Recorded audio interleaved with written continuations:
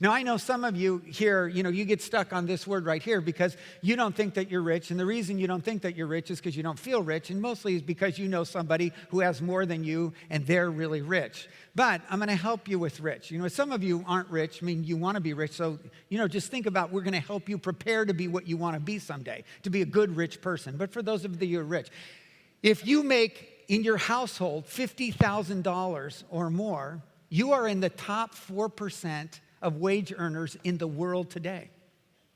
Now, see, there wasn't a breaking out of applause where you went, whoa, I'm rich, because you go, that's not enough money to be rich, but you're in the top 4%. So let me just help you think of it another way. If you have ever stood before your closet that has, it's full of clothes and you think, I don't have anything to wear, that's a rich person's problem because your deal. If you've ever stood in line with a working phone to get a new working phone, that's what a rich person does, all right? If you ever took a car that was functioning and you took it in, and you know what, if in your car today you have money in an ashtray because you don't even have room for the money you have in your pockets, that's a rich person's problem. Or if you've taken that car into a dealership when it worked and got a newer model, that's what rich people do, all right? So you're rich, all right? And so we knew that we were going to be rich.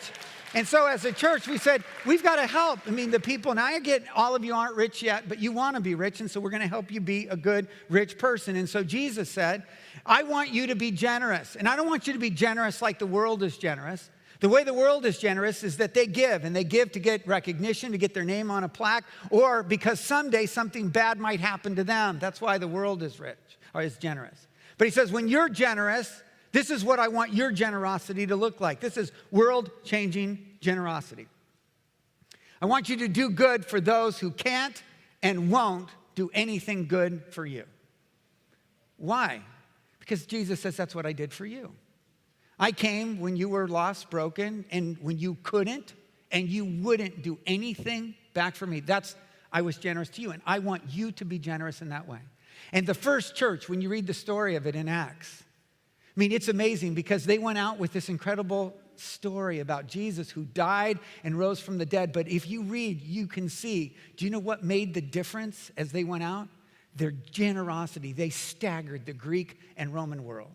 They helped widows. Women were safe in the church, and orphans, and those that were marginalized and forgotten. And it wasn't because they were wealthy, because the first church, they weren't wealthy, and they didn't have status, and they didn't have power, but they took whatever they had, and they were incredibly generous, and they were so generous. That's what launched the church out of the first century and really gave its power that brought it all the way to you. It was their staggering generosity, and that generosity people looked at and said, look at those people who follow Jesus. They must know something because their generosity is a different kind, because they do good for those who can't and won't do anything good for them.